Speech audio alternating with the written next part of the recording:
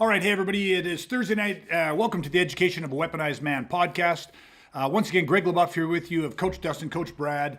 And tonight, guys, this is going to be really fun. I can't wait to get your guys' input on this. But tonight, our topic is going to be buyer beware of conditional self-defense. I think you guys are going to really like this. Anyone listening, we're going to pull back some layers on this. A lot of people at first glance might be wondering what the fuck conditional self-defense is. But you're going to find out back in 30 seconds. Stick with us.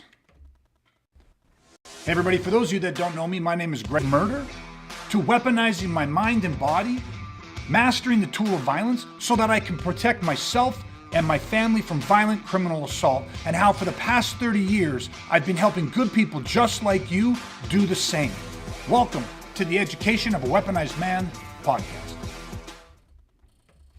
Okay, we're back. All right, so the title of this is Buyer Beware of Conditional Self-Defense, and I'm going to jump right into this. Okay, let's do a little bit of a setup here. One thing that floors me, and I've seen this a lot over the last week, which is what led me to wanting to break this down on tonight's podcast, is it absolutely floors me every single time when people I understand it, right? But people are constantly promoting from a personal bias, right? When it comes to self-defense, they're promoting a personal bias. So one example, and this is just one, I'm going to give you a couple of examples, but one example is the second somebody gets on there and they start professing that Brazilian Jiu-Jitsu is the world's greatest self-defense. It is the utmost, it is the world's greatest self-defense. And then they go on to back that statement up by saying that it has been proven to be the most effective martial art in a fight. Okay, now, they don't say it, but they're talking about a one-on-one fight, and who they are is the Gracies. Okay, now listen, I've been doing Gracie Jiu-Jitsu since 1994. Okay, so I do Gracie Jiu-Jitsu. I love Gracie Jiu-Jitsu, and I'm not even just going to say Gracie Jiu-Jitsu. I've done Jiu-Jitsu. Okay, BJJ, Brazilian Jiu-Jitsu. But here's the thing: I'm not in the space of Brazilian Jiu-Jitsu. I have done it, and I have done it consistently over almost the last 30 years. Why? Because it is a phenomenal fucking art. Because it is one piece of the puzzle. But to sit there, and I get why they do it, but to sit there and say that Brazilian Jiu-Jitsu is the greatest, most effective martial art on the planet, and it has been proven over their challenge matches and all that kind of stuff. Okay, here's the thing of it, right? Now listen, Brazilian Jiu-Jitsu is probably the fastest growing or most popular martial art on the planet right now. And you can look back at when the Karate Kid came out, and let's look at the enrollment into karate from movies like the Karate Kid. Like, things like this happen over time. Karate became big. There was a time when Taekwondo became big, when Taekwondo started getting popularized through the Olympics. There has been this cycle of martial arts hitting popularity. Do you guys remember when Jeff Speakman came out? And I can't remember what his movie was, but it was Kempo Perfect Karate, Weapon. and he had the two sticks. Yeah, was it Lethal Weapon? No. Perfect Weapon. Perfect Weapon. That's it, the Perfect Weapon. Yeah. So there's always been these times in history where there's been spikes in popularity, and whatever we know is popularized, whatever you can see on TV, see in the movies, read about in the sports section, whatever it is, that becomes popular because that becomes the basis that people go, oh, that's self-defense. There was a time in North America where boxing was the number one sport. It had the highest paid combat athletes, boxers, right? And boxing was thought of for the longest time as the most effective self-defense form. Okay, so I'm not trying to slam anybody, but here's the thing about it. Buyer beware of conditional self-defense. And here's my little, now, I'm going to do this first with Brazilian Jiu-Jitsu. And then we can substitute out BJJ and put in kickboxing, put in karate, put in taekwondo, put in boxing, put in whatever style you want to put in there. And the analogy is still going to hold true. Okay, so here's the thing. Never have I before seen such a massive group of people. So everyone that's doing BJJ is out there saying Brazilian Jiu-Jitsu is the greatest martial art in the world. Like, everyone should be doing it. If you had to do one thing, do Brazilian Jiu-Jitsu. Jocko Willings, Joe Rogan. All these guys are just talking about BJJ is the best, most effective martial art. Okay? Now, here's the thing. If you look at it and you take away the bias, it blows me away how people are professing that it is the greatest martial art self-defense system on the planet when it is so conditional. And this is something that people don't look at it this way, right? But Brazilian Jiu-Jitsu is conditional. And what do I mean by that? Let's look at it now. Let's define a crisis, for example, for a second, right? So obviously, if you find yourself in a position where you have to defend yourself, let's just call that a crisis. Now, that crisis can be low, moderate, or medium, or high crisis. Now, just so we have a point of reference, obviously a low crisis, I would have to believe, because it's a low crisis, you're not facing imminent grievous bodily harm or death. Okay, that's not what's right at. That's not the result that is most, or that is reasonable for you to assume. So that is probably most likely antisocial aggression, right? Because it's low. But it still is a problem. It doesn't mean you can't be hurt physically, mentally, emotionally, spiritually, whatever it is. Doesn't mean, and it doesn't mean anyone has the right to do that to you, but that's low.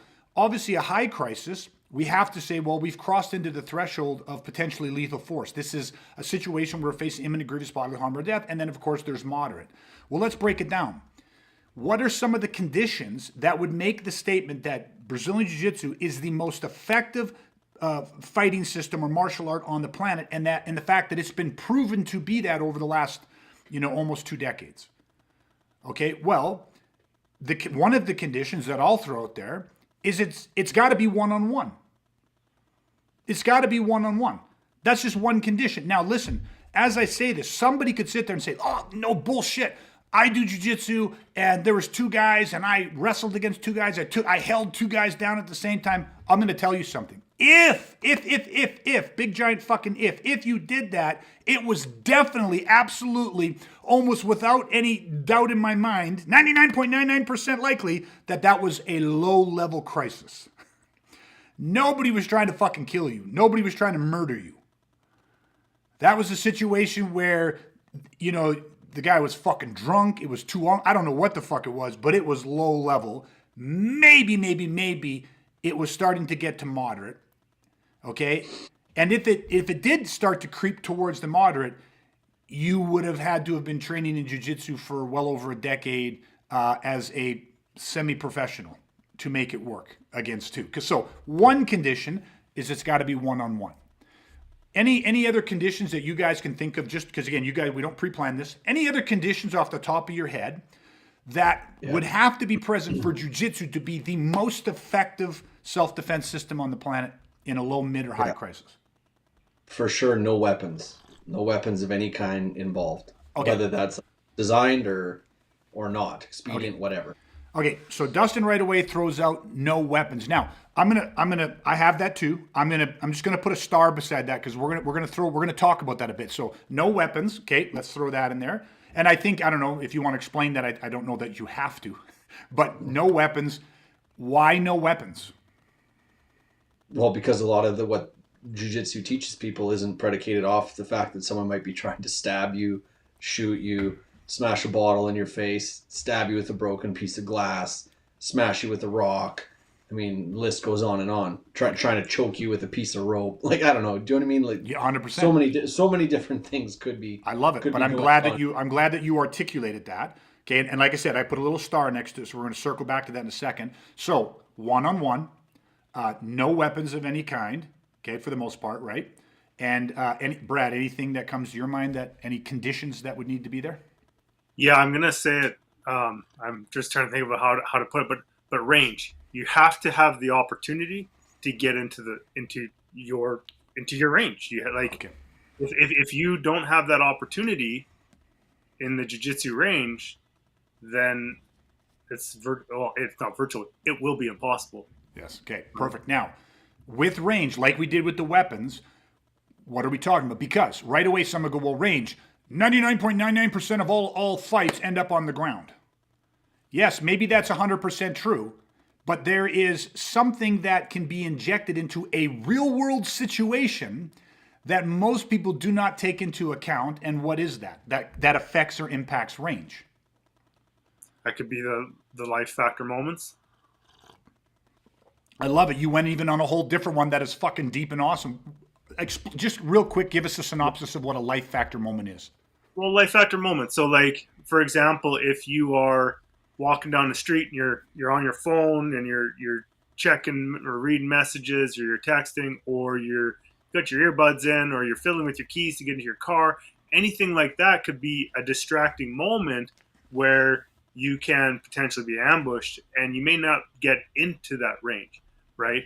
Now, I didn't want to really go too far deep that way, because if someone just walks up and stabs you, no matter where you are and who you are, you're probably going to have a really bad day. But again, like, where I think it ties into the conversation we're saying, it's like, well, what if you don't even get down to the ground? What if there's no opportunity for that environment to exist, right? Or even if you are on the ground, here's another one: the environment. What if it is broken glass, shattered glass, and wherever you happen to be, and now you're going to take someone down to the ground and you're going to start jujitsuing them? I kind of went on a tangent, but that's a whole nother thing, right? Yeah. That could be another issue. But that's what I'm after, right? So 100% correct. When Brad talks about a life factor moment, because see, a lot of people right away, especially if they're in the self-defense space, right away are like, that's why I never walk with my earbuds in. That's why I never check. I have situational awareness. My head's on a swivel 24/7, 365. Like, and it's like a life factor moment is not being in a place where you should be paying attention and you are not. Get what I mean? A life factor moment is unavoidable. It happens to everybody. It's you walk out to your car after grocery shopping and you open your car up, and you go to press the button, or you go to put your key in the ignition, or you go to pull your seatbelt on, and your attention for a fraction of a second turns to that seatbelt, and that's when the motherfuckers jump you. I don't give a shit who you are. There is life factor moments, right, where your attention or focus is shifted to something else. And that is a moment. What Brad's talking about is bad guys will pick those moments. And so that can affect whether or not you can control the range. And then he went even further, because this is where I thought you were going to go with that at the beginning. If you didn't get an opportunity to control the range, was just the fucking environment that you're in. And you nailed it at the end anyhow. You don't know, and again, you're in a stairwell. You can end up on the ground in a stairwell, but it's a lot fucking different than rolling on a mat. You can end up in a car. But again, and people say, oh, I've seen it. They do jiu-jitsu fights inside cars. I don't know if you guys have seen this yet. They do jiu-jitsu tournaments one-on-one inside of cars. And it's fucking hilarious to watch, and it's funny how they do it, but it changes jiu-jitsu. But they both start either in the front seat or they both start in the back seat. I've yet to see one where the one guy starts in the front seat and one guy starts in the back seat. But you get what I mean? It's all these weird things in weird places that it can happen. So I don't want to go too deep on this, but right away we just came up with 3 different things, right? It's got to be one-on-one. No weapons of any kind, and a life factor moment or an environmental situation that could rule jiu-jitsu out completely. Okay? Or very, very seriously negate its effectiveness. So what are those? Those are conditions. And now to pretend those conditions do not exist, or to make the argument that it is the greatest self-defense system on the planet, and just literally allow your bias to deny the fact that conditions fucking exist.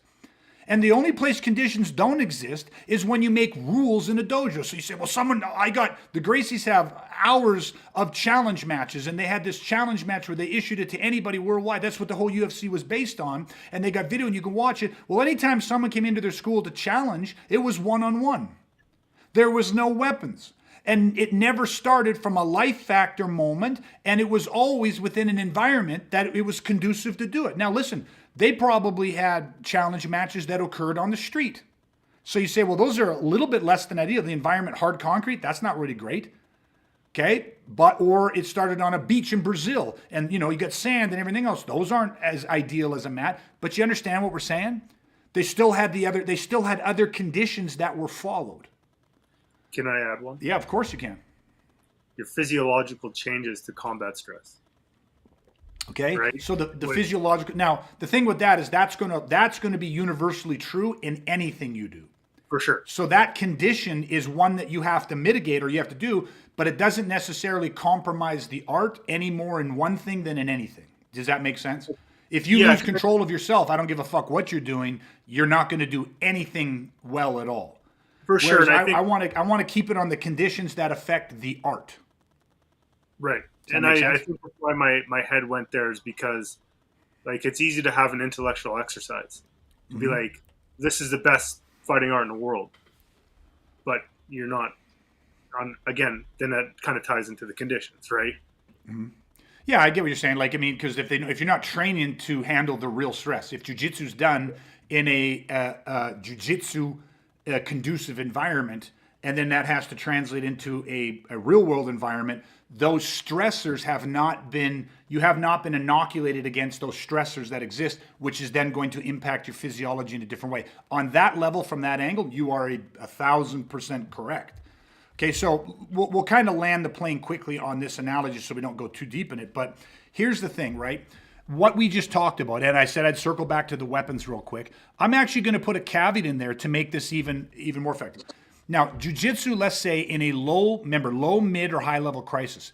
If Dustin is a black belt, now let's say he's a black belt in jiu-jitsu, and Brad, I'm going to make you a lowly blue belt, okay? Dustin's a black belt, Brad's a blue belt. In a real world situation, it's one-on-one. The environment and the life factors are allowing for jiu-jitsu to happen, for you to clinch me, take me to the ground, and I've got the knife in my hand. So you see the knife. The knife is in my hand. Now, can jiu-jitsu be effective against a knife? Yes. Can jiu-jitsu be effective against a gun? Yes. Like, we've seen these. Matter of fact, in the Monterey, Henry Gracie did a great breakdown and talking about, then he's showing, like, in the Monterey Park shooting, we did a breakdown on that ourselves, but he was showing how to approach somebody with a gun and how to gain leverage and take it away. There was that individual on the train. Remember the guy came out of the bathroom in the train, and the three guys kind of jumped into one guy's jiu-jitsu and got to his back, but the gun jammed. He tried to shoot him, but the gun jammed. The guy got to him, used basic level jiu-jitsu, took him to the ground. Now, the guy had a knife. There's lots of that, but he used jiu-jitsu effectively, and that was a high-level crisis. Why I circled back to that, and Dustin, you said the magic word already. I just wanted to make sure we pointed this out, because I don't want to take anything away from jiu-jitsu. We do it. We love it. All the praise and to the Gracies, because that's where we pull a lot of our combative stuff from. But I'm saying it's conditional. One-on-one, no weapons. Now, here's the biggest caveat. If they ambush you, you don't know they have the weapon. And this ties into what Brad said about if you don't train to inoculate against real-world stressors, and we're going to cover some of these stressors in a bit, but if you don't do that, then it's going to be it's going to be challenging to regulate yourself. Now, if you don't wrestle against a guy with a knife a lot, we've all done this, right? We've all rolled you guys have been rolling for over 20 years yourselves. We roll a lot without weapons. We just roll for flow and leverage and sensitivity and positioning and all that stuff. And then we roll with knives. You can roll against simunition guns. You can roll against shock knives. You can roll against a lot of shit. How different is it? It's fucking different. Now, I have the knife. I have the gun. Dustin, being a black belt, sees it. Has the environmental conditions work in his favor, and he's able to engage me? Can jiu-jitsu be effective low, mid, or high against a weapon? It can be, absolutely. Now, Brad as a blue belt is probably going to have a lot fucking harder time against the guy with the knife or the gun, simply because his positioning, his ability to use leverage and sensitivity to stabilize and destabilize and inflict pain and understand leverage to remove the gun, that is going to be a lot fucking harder. We've seen it, right? You can teach a guy to become effective in jiu-jitsu in a fairly short period of time. Then you add a big, strong motherfucker with a shock knife in there, and he starts fucking raining down punches and elbows and shock knives and stabs and slashes. Still one-on-one, environment allowed for him to clinch. But if he's a blue belt for the most part, doesn't have the depth of knowledge to be able to control that individual who doesn't need any fucking knowledge. He just needs to fucking have his brain snap and decide he's going to fucking murder people in the most brutally horrific manner possible. He's got no psychic hindrance. He doesn't give a shit about social contract, getting into trouble. He doesn't give a fuck about nothing is bothering this guy. He's just determined to fucking get body count. You're in for a very tough day. So my point is that if we add one or two ingredients shift or get added, or get taken out, the effectiveness of that art, how severely is it impacted? And that's the question. I'm not going to put a number on it. I'm just asking people. Let's fucking be logical. If you go mass attack, if you go weapons in an ambush, if you go and change up the environment, make it not conducive to ground fighting, if you put in environmental barriers where the guy's got the gun and you can't even reach the guy, there is no shooting, like all of these different things are like, how much does that affect how much does that impact the effectiveness of that art?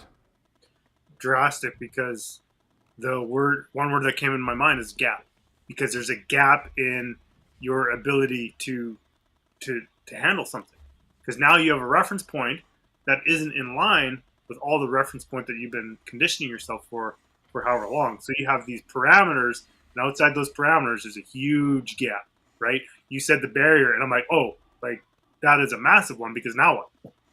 Yes. Right. 100%. So now, just to be fair, let's take out the Brazilian Jiu-Jitsu and let's put in now. I'm gonna hammer one more thing on this. Again, like, I get the perspective of sitting out there and professing to people that this is the greatest martial art in the world, and then people will automatically start talking about all of the other great things that you get from jiu-jitsu, like all of the life benefits and how jiu-jitsu is a lifestyle and jiu-jitsu heaven, and you learn everything about like jiu-jitsu, the concepts, the principles apply to business and this. Well, every fucking martial art does that for the most part. Like, anyone that's taught well by anybody that's ever spent a lifetime studying it and believing in it, professing in it, good instructors apply the concepts of their art to life, to business, to relationships. I have not met a single instructor, coach, sensei, sifu, guru, master, whatever the fuck they want to call it, that I respect, that has dedicated their life to the arts. Everything they have in their life, it has come through the study of martial arts. I mean, they all read the same books on Sun Tzu, The Art of War, and the Five Rings, and all this. Like, I mean, this is not special to just one art. So I love that they're promoting that, but we're talking about the effectiveness as a self-defense system, and to sit there and say it is the most effective system. Well, here's the thing: if the conditions are exactly the way you want, and those conditions are almost always there when you talk about a fight. That's why I don't like the word fight. We're not training as fighters. I wouldn't want to fucking fight Henner. I wouldn't want to fight Hickson. I wouldn't want to fight, I probably wouldn't want to fight any of their fucking brown belts or purple belts in just pure jiu-jitsu. Why would I want to do that? Because what's going to happen is, oh yeah, well, let's prove it. Well, prove it how? In a one-on-one matted room? Oh no, we'll go into street. Oh, okay. Like, you're going to want, right away, you're going to want to start setting the conditions. And then the second that the conditions have been set, if somebody, because then right away you say, well, what about mass attack? And the answer that they have for mass attack is that no martial art works against multiple opponents. You cannot use a martial art. You can't fight more than one person at a time. And you're 1,000% right. You cannot fight more than one person at a time. You can't. So let's put in boxing. Is boxing conditional? Absolutely. Yes. Now, we could go through it real quick, but let's go mass attack. And now people saying, I seen a pro boxer out there and he knocked the fuck out of 4 or 5 guys. Yeah. Low level. Was that low to moderate? Probably. Was it high crisis? Maybe. How good was the guy?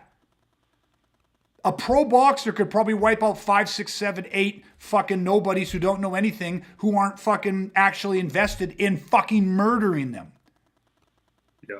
Take one homicidal, sociopathic motherfucker straight out of prison who fucking walks off and he's like, I'm gonna kill someone, I'm gonna fucking murder people today, who's got some fucking intent or motive. He doesn't give a fuck why. He'll do it over a few measly dollars. And most people, again, we talked about this last week about the moral dilemma when it comes to using violence. People they transfer their own moral code. Who would try to murder somebody over a few lousy dollars? Well, who the fuck? What 70-year-old or 82-year-old, whatever that fucking guy was, why would he take a semi-automatic rifle, walk into a dance studio, and start shooting seniors who are in there fucking doing the cha-cha? Why the fuck would somebody in their... Because they're not in their fucking right mind. So you can understand the mind of a criminal, but most people can't because they can't relate. So put boxing in there. It's fucking conditional. Kickboxing, it's conditional. Thai boxing, it's conditional. Taekwondo, it's conditional. Wrestling, conditional. Judo, conditional. Kung Fu, conditional. Wing Chun, conditional. Jeet Kune Do, conditional. It's conditional, conditional, conditional, conditional. It's all fucking conditional. And at this point, people are going, it's pretty fucking bleak then. What's that, Brad? And let's get rid of one word that you said earlier in your example, and that was pro. Mm-hmm. Right? Because, there's a lot of pro out there, but most people aren't pros, right? Again, so there's another condition. If you're going to make it work, you're probably only going to be able to work against low to moderate, and it's going to have to be a fight. And you got to be fucking good. And what's it take to become a pro? Now, some would say, oh, in jiu-jitsu, man, within 3 to 4 years, you can be like, you can be really, really good within a year, year and a half. But to be really, really fucking good, black belts on average, 10 years, that's not on average. That's somebody who's working their fucking ass off and training like a lifestyle. Boxing longer, kickboxing longer. It's way harder to learn stand-up game than it is to learn the ground game. It takes way longer. And you got to go through a lot more pain and suffering to do it. You know what I mean? So the average person, like Brad is saying, the average person, they're not going to do that. They're going to be average or below level skill level. So again, people now are going, well, this is fucking pretty bleak. Okay, so how do you change this? Okay, well, what you need to do is stop thinking of self-defense conditionally, and how you do that is stop thinking of it by definition of art. Stop thinking of it by it's kickboxing, it's it, and then what, you know, right away what people do is say, no, MMA. MMA is kicking, MMA is punching, and MMA as clinching, and MMA has ground. Okay, are you missing a few fucking ingredients there? Mass attack and weapons. And here you go. Exactly, you just said it. So let's break this down. Kicking, punching, trapping or clinching, ground fighting, weapons, and mass attack. Can I get my hands in the camera?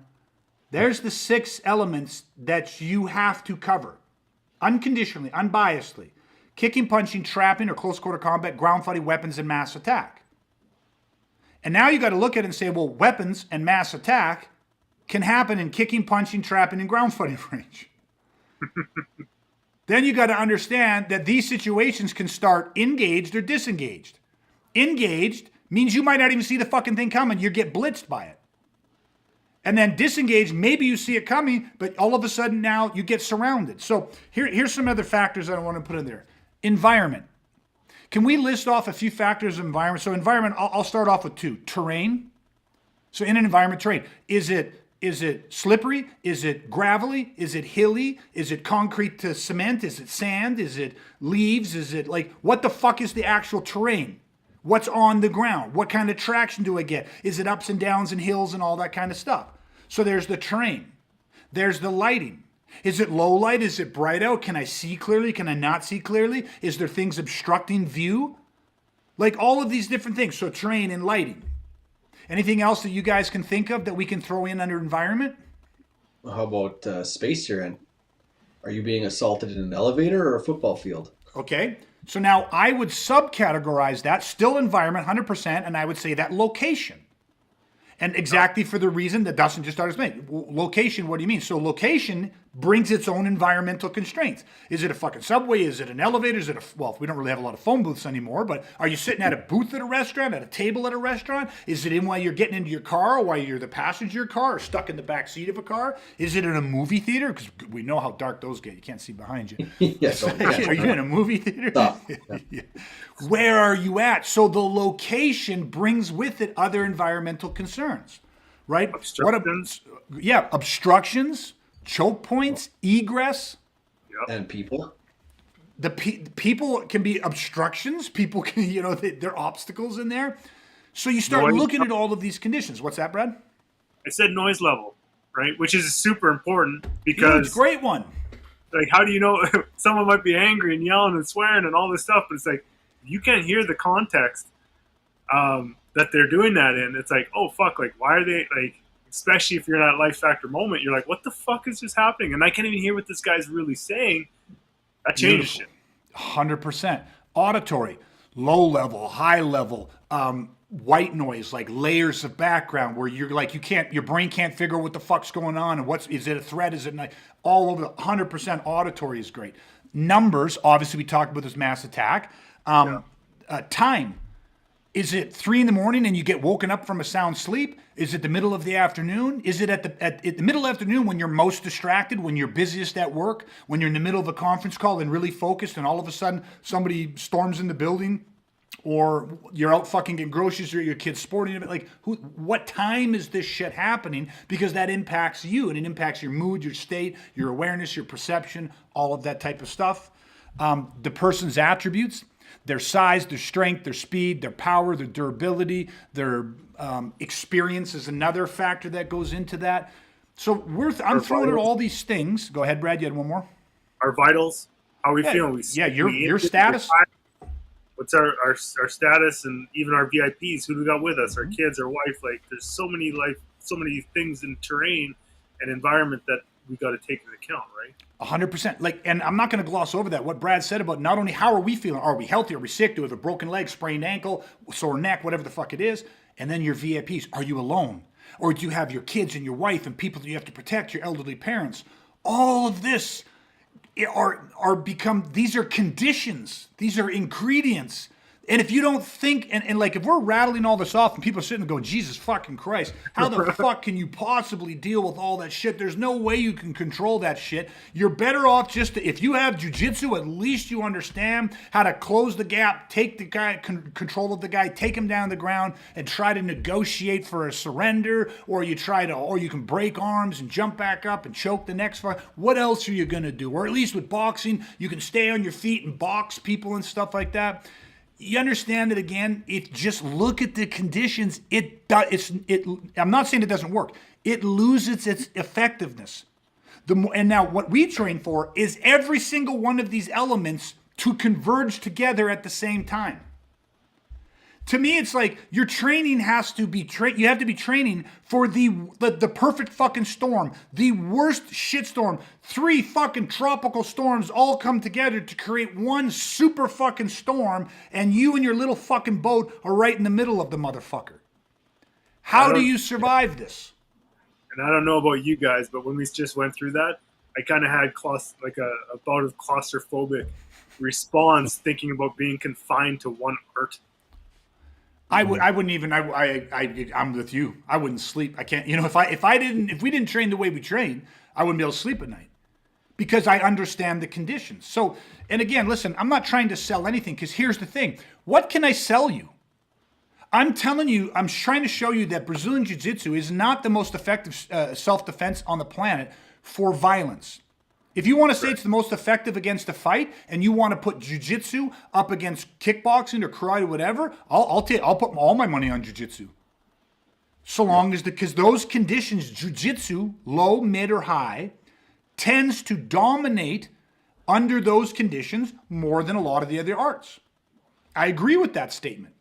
But I'm just coming from a place of understanding what happens in the real fucking world and how easy it is to change those conditions. Now, if I'm a bad guy and I'm not fucking stupid, I also understand how effective jiu-jitsu is in a fight. So guess what I do? Train jiu-jitsu.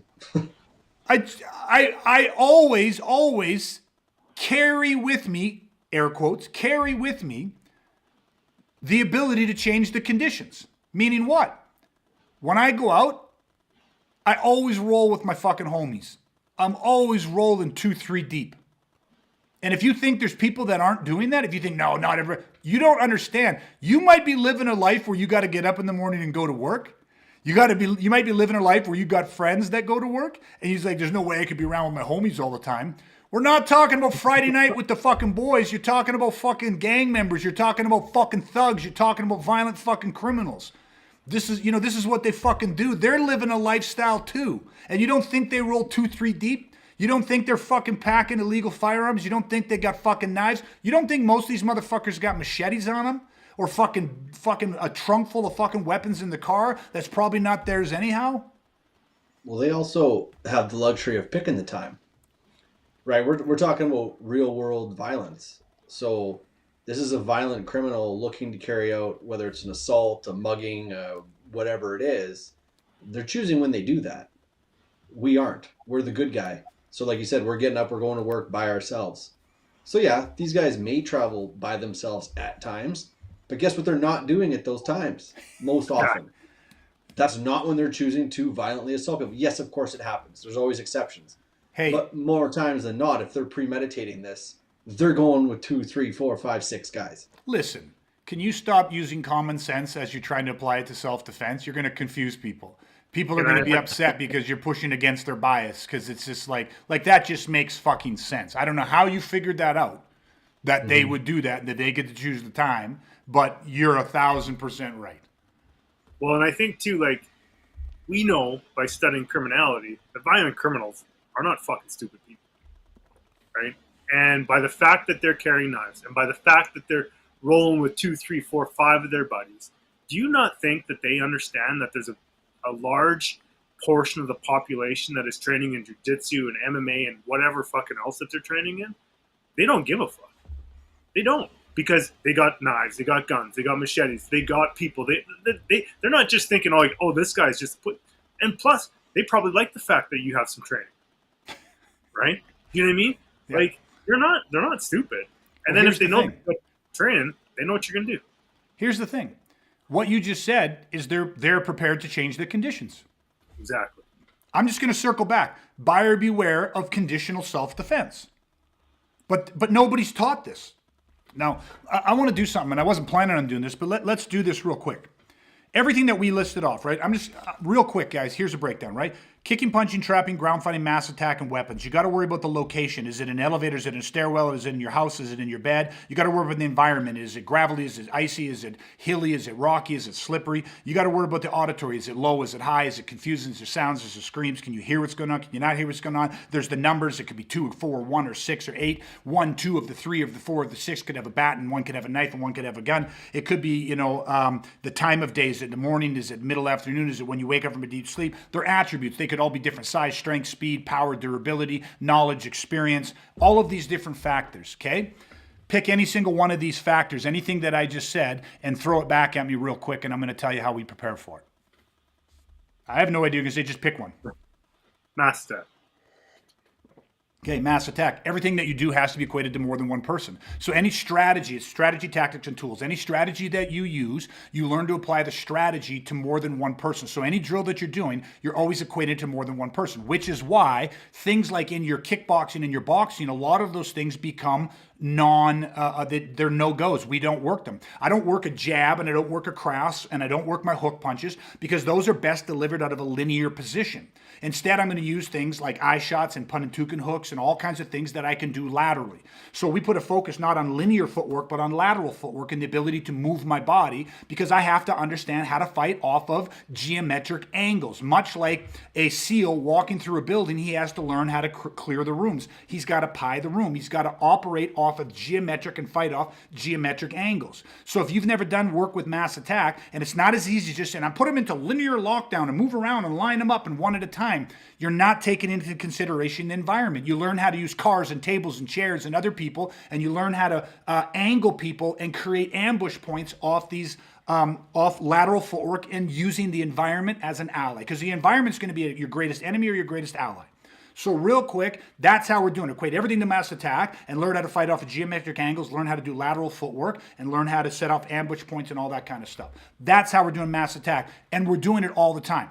So I don't care if it's day 1 or if it's day 500, you're always equating everything to multiple opponents, because right away you go, well, this works great against one-on-one, but unfortunately, I'm not sparring one-on-one. So you learn real quick, when you linear lockdown with one person, the side guy knocks you the fuck out. And so you change your strategy. Stop trying to fight the man, start trying to destroy the objective. That's just one quick breakdown. Throw something else.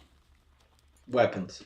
Okay, weapons are going to be somewhat similar, but you equate everything to the guy. If the guy's got a gun, if the guy's got a knife, if the guy breaks a bottle and tries to shove glass in your face, again, you have to deal with everything. The survivable value lies in always assuming the person has a weapon. So you start to recognize the pre-incident indicators, the pins, the body language signs. You start recognizing the clothing and how the clothing helps conceal weapons. But every single thing you do, you equate it to the guy having a weapon, which reinforces two things. One, you box the threat. When you can, you remove yourself from the fucking situation. Because a guy can have a fully loaded gun, but if that gun is in his waistband, that gun ain't killing anybody except maybe his fucking dick. That gun's not a danger. It's the second the guy gets the weapon in his hand. And then you have to understand proximity. Is it a projectile weapon? Is it an edged weapon, a slashing weapon, or is it a percussion weapon, a smashing? Because that's going to determine the range. Manage the distance, manage the damage. And so again, using the environment as an ally, we can create a barrier, which takes, a guy has a machete. If the guy's got a machete and you pick up a Rubbermaid garbage can, like you find in almost in front of every fucking house out there, you can put that rubber garbage can between you and a guy with a machete. You can understand how to move and use environment, and you can keep 2 guys off you that have machetes. But if you don't know to pick up that garbage can, then you're probably trying to move around and go empty hands versus a fucking machete, and when he swings that machete and you fucking get hit in the arm, you're probably fucking finished. So with every weapon that we have, I don't care if it's a fucking brass knuckles, I don't care if it's a knife, I don't care if it's a broken bottle, a car antenna, a fucking rolled up magazine, a coat, a flexible weapon, a fucking hat. Every single weapon has a characteristic. And when you have faced every single type of weapon, so every strategy we learn, every tactics that we understand, we are applying it against multiple opponents that have weapons. So you are facing him and you're recognizing, oh, that's a big heavy weapon when he swings it. How do I engage with that? How do I disengage with that? You are actually putting in the hours and the flight time experience, and you understand one very important thing that I'll sum this up with. There is no superior weapon all the time. There is only a superior weapon in that moment. For a fraction of a second, a machete is far better than a gun. A second later, a change in angle, a change in range, the smallest little fucking thing, and all of a sudden that firearm is the most deadly thing you're ever going to encounter. And a fraction of a second later, the firearm is the dumbest fucking weapon, and the guy would want some sort of fucking flexible weapon like a rolled up jacket or a car antenna or whatever else, a small knife. And this is what people don't understand. They think the weapon is deadly in and of itself. It is, again, the conditions under which the weapon is brought out. What would you rather have? A powerful hand grenade that could blow up 50 men at once? Or a little tiny pocket knife, a little Swiss Army knife? And most people say, give me the fucking grenade. Great, let's go in the fucking elevator and fight. So now he's either got to be suicidal and you're all dead, or it's the dumbest fucking weapon in the world. So that's how we prepare for weapons, and it's constantly integrated into our strategies, tactics, and tools. What about terrain? Well, let's take terrain and add terrain into the mass attack and into the fucking weapons, which are the two ingredients you guys threw at me. Well, guess what? When you're equating everything to multiple opponents and you're doing all your training, your strategy tactic tools against more than one person, 2 people, 3 people, all that type of stuff, and you're doing it with fucking weapons where one has a knife, one has a fucking machete, different size weapons, one has a projectile, one has a fucking broken bottle, and you're figuring out how to do all this, you're doing it in terrain. Meaning you're not on fucking padded mats. You're not fucking barefoot. You don't have your, your fucking martial arts shoes tied on. What you do is you're doing it on concrete. Then you're dumping water on the concrete, leaving the fucking door open and freezing it to ice. You're doing it on fucking gravel. You're bringing in and dumping buckets of sand on the fucking ground. You're breaking bottles on the fucking ground, and you're doing it in fucking dirty environments, ice and garbage. And you take fucking needles and throw fucking clean needles, but you throw fucking needles on the ground. You know, all of this shit, and you're training it because you got to learn how to adjust your foot, and your attributes have to adapt.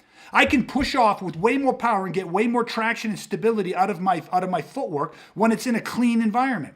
The second there's ice, water, sand, hills, grass, up, unlevel, all that type of stuff, change the fucking lighting. And all this made people say, well, how the fuck are you doing all this? We do this every fucking day. This is how we train. Open your fucking dojo, go outside, and you got all the training environment you're ever going to need. How many people have ever gone down to a back alley? How many people have ever gone to the fucking inner city? How many people have ever gone out and fucking just found a park with hills or water, done it in the rain, done it in the freezing cold, and go and do jiu-jitsu in your hand when it's minus 30 in your hands, you can't feel your fucking hands, and vasoconstriction is taken over. Do it when somebody's shoving snow in your face and mud or sand and fucking throwing sand in your eyes. And now you're trying to do math. Like, this is the conditions. And when this is normal, when you inject these stimulus, these conditions are constantly being injected into your training, but you're doing it in a slow, progressive way. How is this any different than when you train jiu-jitsu your first day? You should not be rolling against people. You pick a little technique, and then you learn how to apply the technique, and then you learn some reflexes with it, and you practice, you get good at it. But you can do the same thing. That learning process can occur while you got gravel or sand, while there's a different terrain under your feet. You can learn and practice it in low light. You know how different that is to show somebody, turn the lights on, show somebody something, and then say, okay, we're going to go very slow, we're going to drill and work it, but I'm going to do it lights off, I'm going to apply the strobe lights, we're going to pump in auditory, and you got an air raid siren going from high to low in the background, and people are like, fuck, I couldn't concentrate. The second it goes low level, I go like, my depth perception got all fucked up, and my distancing was all screwed up. How long do you think you have to be exposed to that before you become inoculated again, before that starts to become your fucking normal?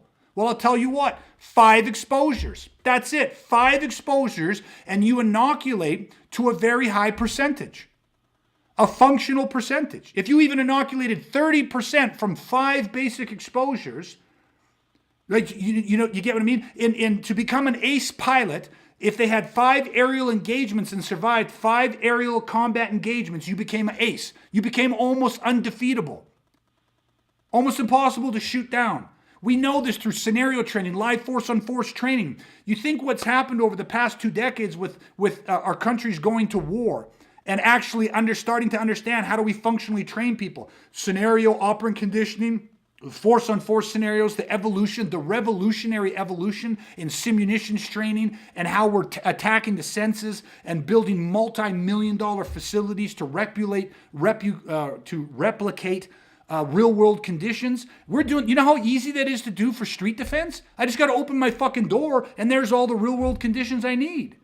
And then we got to have people that are willing to play the bad guys and understand and say, I've been studying criminality for 30 years. We talk about this all the time.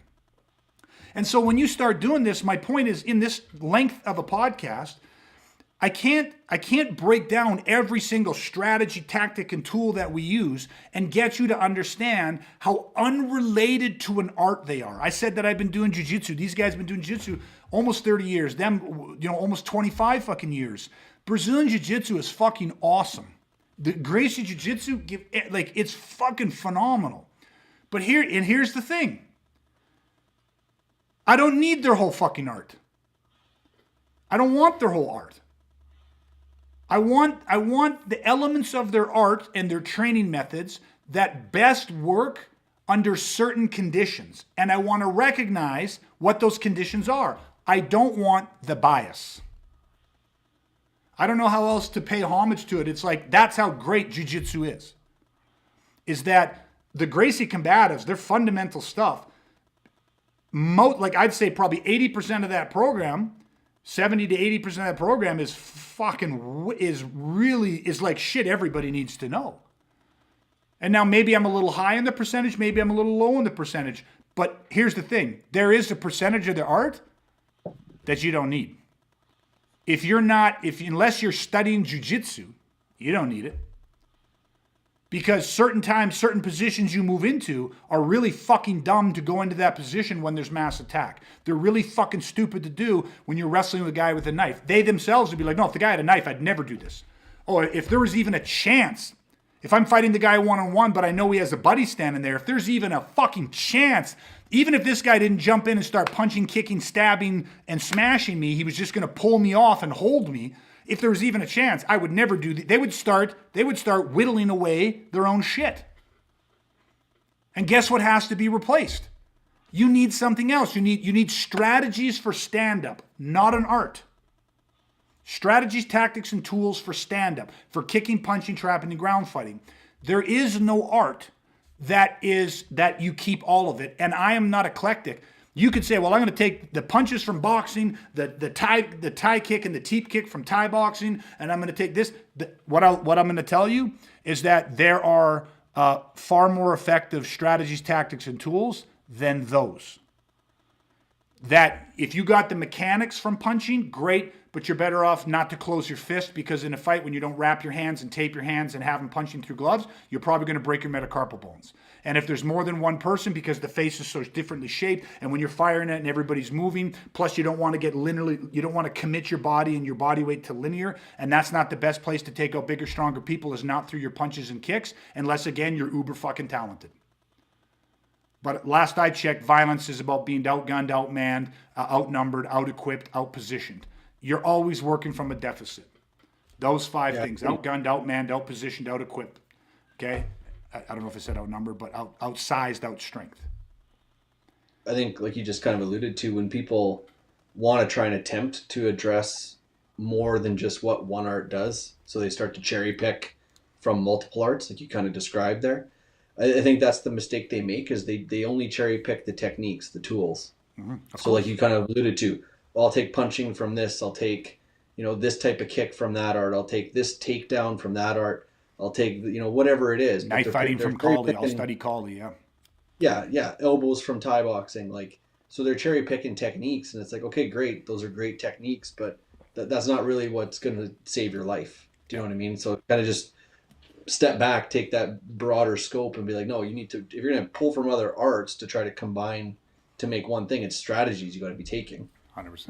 Not tools and techniques, right? Strategies, then tactics, then tools and techniques. And I think people miss that completely. 100%. You know what's interesting is I heard this very briefly, and as a kid I read this too. But are you guys familiar with the book called The Five Rings? And it was written by a very famous samurai warrior. I can't remember his name. Starts with an M. I read it so long ago. And you know what's interesting is what I heard on him.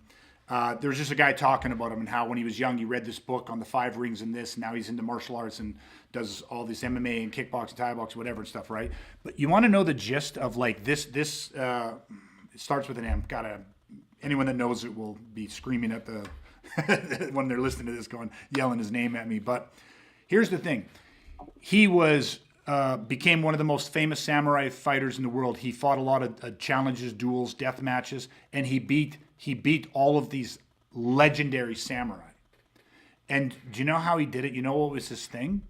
Is that he was unconventional to the samurai. He fought a different way than what they fought. And he destroyed all these guys because he was unconventional.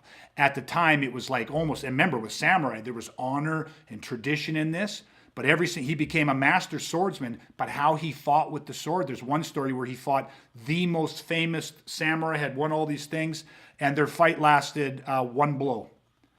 And the guy was unconventional in how he attacked the guy. Like his strategies were unconventional. He stopped doing what was traditional, what was conventional, what was thought of as like, well, this is how it's done.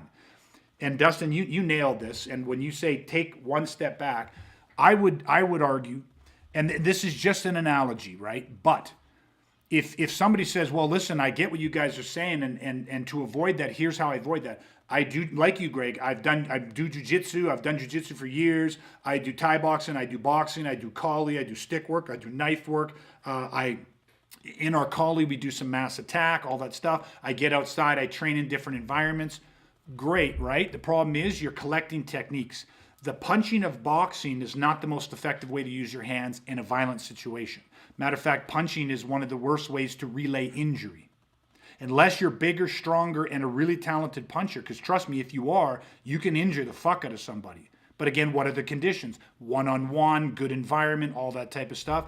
I would say that step back and instead of eclectically trying to train in 7 different martial arts to say that you're rounded, which really you're still missing so many, you're not doing any environmental, auditory, terrain stuff. You're not doing any of that shit. You're not doing any of that stressor inoculation. You're not doing any of the pre-incident indicators, any of the proper psychology, all that stuff. But step back and study military. Study special operations. Right? Study how to gain relative superiority. There's a paper out there written by a Navy SEAL, a Special Forces guy, and just look up relative superiority. And he talks about how powerful and how relative superiority is one of the key strategies utilized by Special Operations Group around the world that allow them to gain victory. Not their shooting technique, not their fighting techniques. Like, it's a strategy. Here's how you gain relative superiority. And that's rooted in unconventional warfare. That's rooted in guerrilla warfare. It's strategies first. But there's almost nobody out there teaching self-defense that is teaching strategies. Like saying, listen, I'm going to teach you to be a tactical thinker. I'm going to teach you to be a chess master. You cannot fight them. You cannot just take your attributes, your arts, and match it against their arts because they're the same fucking arts. And you got different attributes, but what if he's bigger, stronger, and better? And people are like, I just train harder. I black out. I go fucking harder. I just train more. Training doesn't give you the edge. I remember Brandon Lee a long time ago, right? Brandon Lee, Bruce Lee's son, training with Dan Inosanto. And I remember seeing this thing with Brandon, and I know Ron Baliki and Diana Lee Inosanto. And of course, Brandon was like a brother to Diana. And they showed me this home video, and Brandon was talking about, and he said, listen, all the training a martial artist does, all the training I can do, if I could be training for 20 years, 30 years, all of my training against a physically fit attacker who does not know anything about martial arts, but he's a fucking psychotic guy who's willing to injure, willing to hurt, willing to kill, doesn't give a fuck. All of your training, all of that attribute training, all those years of training might buy you a fraction of a second. That's it. Might buy you a fraction of a second. And so a lot of people are dismayed by that. They say, well, all that training, all that dedication, all that building my body, my attributes might buy me a fraction of a second. Now remember, if it goes from high crisis and it goes to moderate or low, that could buy you 10 seconds. And in 10 seconds, you can do whatever the fuck you want to that guy. Because it's a fight. But then you got to worry about the legal ramifications of your fight. Okay, so, but what he's talking about was then what changes the game is the strategy. If you're unconventional, they don't give a fuck about anything. They don't care about the laws and rules of society. They don't care about your moral code and your compass. And here's one of my lines say, if you can't do what they can do, you're fucking dead. It's that simple. If you can't suspend your moral code, and remember, I'm legally justified and morally justified to use lethal force to defend my life when it's reasonable for me to assume that my life or the life of my family is about to come to a violent fucking end. I can do anything. I could defend myself by any means necessary. I want the unconventional strategies, not the jab from Western boxing. It is conditional self-defense. And I don't know, it's a point that I hope people can really relate to, that we're trying to lay down. And trust me, if you've boxed your whole life, understanding how to generate power with your body is not gone to waste. Just instead of closing the fist and hitting them with the jab and standing linear to throw your jab, to set up your cross, to set up your hooks, right? Or to fire that big uppercut looking for the KO when there's no ref and it's mass attack and the terrain's different, the lighting's different, all this shit. You understanding how to leverage your body, and you can put that into grabbing a tack pen and shoving the eye, using a knife, using an eye shot, like things that you can do while laterally facing down multiple opponents over uneven terrain. You can't put a price, like there's attributes that come from that. You just need to step back and go, show me the military strategies. Because I'll tell you what, you don't get a 4-man SEAL team infiltrating boarding a ship of pirates that have taken over and got fucking 100 hostages. You don't get a 4-6-man SEAL team assaulting that ship and taking down and regaining control of that ship without losing any hostages. You don't get that because they walk in there with a powerful jab. They don't get in there because they box. They get into 4 guys, go, listen, there's 100 of them. We're going to have to box them all, boys. We're going to have to MMA them. We got to get some serious double leg takedowns, get a quick choke out, move to the next guy. And then people right now go, no, of course not, you idiot. They fucking shoot him. Yeah, of course they shoot him. But it's not just about their shot. They fucking ambush him. They come in the middle of the night. They use incendiary devices like flashbangs and distraction techniques. And they do all these different cover and conceal. They use strategies. And then those strategies and the timing of all these things make the enemy vulnerable. And then they execute with speed, surprise, and violence of action. That's strategy-based first, folks, not an art.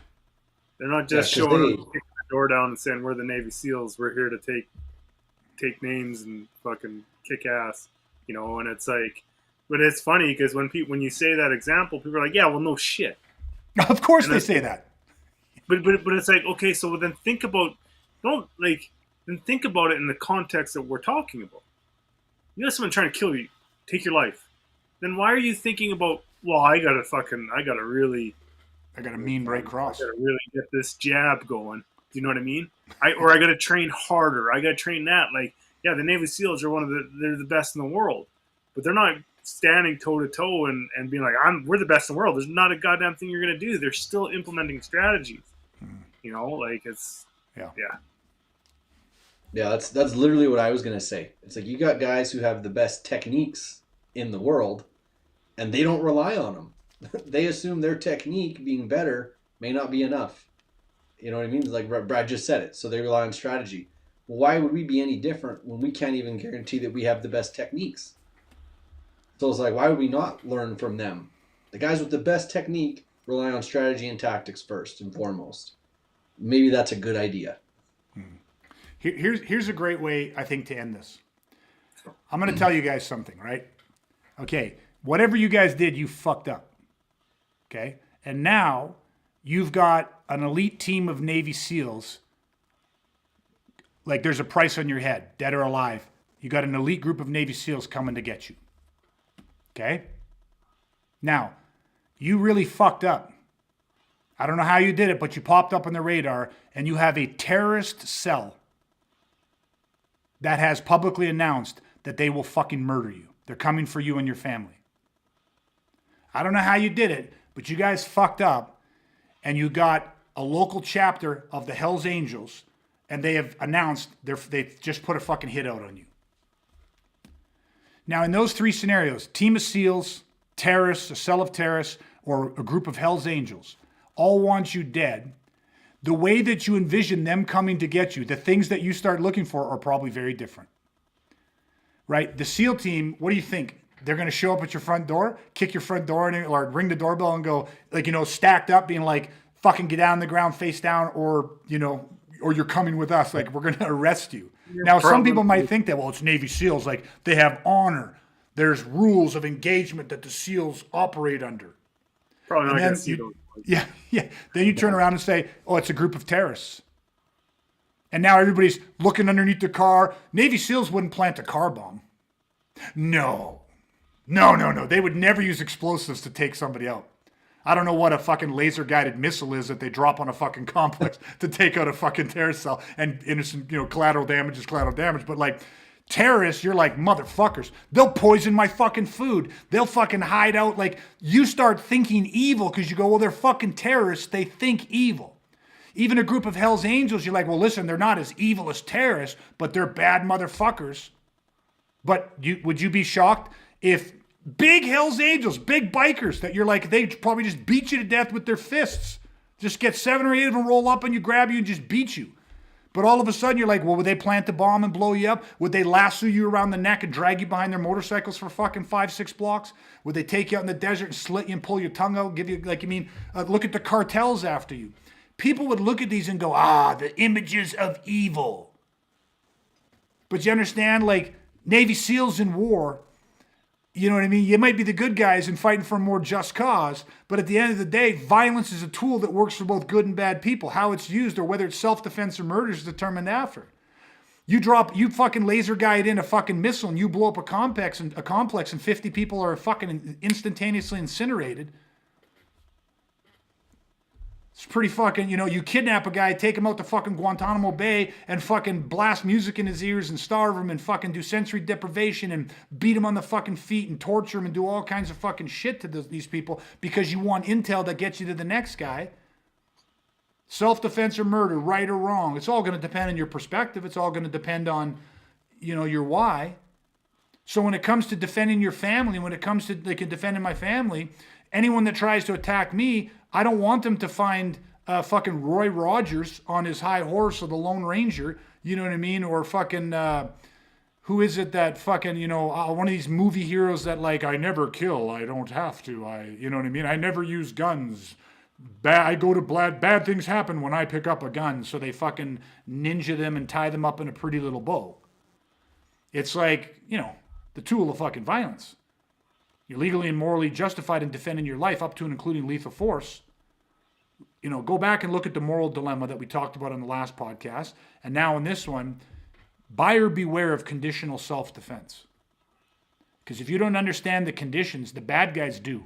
And they are rolling, always loaded with whatever they need to change the conditions.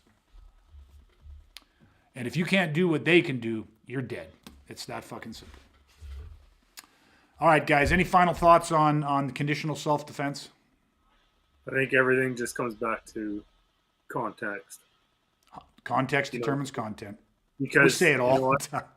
Like we repeat it all the time, and it's like if you are actually truly looking at the context, and then look at the content that you're consuming or whatever, and if you're not in denial and you're not, if you could shed your bias, then how do you not answer the questions like, how does it actually work against this? Like you can poke holes in it. You know what I mean? 100%. Because it's not designed ultimately for violence. 100%. Dustin, anything? No, I think you summed it up really well. So no, I'm good. Okay. I'm going to end it with this. So what's the answer? I started off by saying people are out there with their bias saying this is undeniably the greatest self-defense system on the planet. They're speaking conditionally, even though they're not talking about the conditions. They're not saying with the conditions. But here's the thing. So what is the greatest martial art on the planet for self-defense? What is the greatest self-defense system somebody should be applying? Well, I'll tell you what, it doesn't exist. What you need to be doing is studying the strategies. Find the individuals that understand the strategies of unconventional, asymmetrical warfare, and that are teaching you to implement these strategies, these tactics, and these tools underneath all of the different stressors or conditions that we have listed.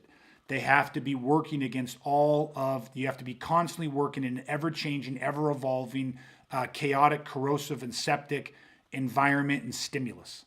And that's what we do when it comes to weaponizing. that is, I'm not going to say that's the gold standard. It's the only fucking standard. It doesn't have to be, it is the only fucking standard, right? Which is why I can say, what do you think of jiu-jitsu? Love fucking jiu. What do you think of boxing? Yeah, I love some aspects of boxing. I love some aspects. I love them. I love some aspects of all this stuff. But I want the strategies, tactics, and tools last of asymmetrical, unconventional warfare. And violence is fucking war, man. And it's life and death. It's not a fucking game. It's an enormous difference between surviving a real violent assault and training for sport combat or preparing for a fight. So that's where we're going to leave it. That's why we're doing this. That's why we're documenting this journey. That's why we're investing our time into sharing this information. And we want to thank you guys for listening, sharing, comment, liking. Help us spread it. Our goal is to weaponize more of the world. Good men that want to be there for their family in a time of crisis, they don't give a shit about sport and fighting and belts and shit. What they want is they want to be able to destroy their fucking attacker. Somebody fucks with them, fucks with their family, destroy that fucking attacker, go home safe when you're legally and morally justified to do it. Understand when to pull the trigger, when to walk away, how to do it all. That is the world of weaponizing, ladies and gentlemen. Please check us out, Awaken the Protect R. You see it in the bottom right of your screen. Check out our website. Follow us on YouTube at Awaken the Protect R Within. Follow us on Facebook. We are there. We are constantly, every week, putting up brand new, fresh content. And again, it's all just to help you become infinitely safer in your life for yourself, your loved ones. That's it. So that's it, everybody. Until next time, please stay safe, stay weaponized. We're going to chat again soon, everybody.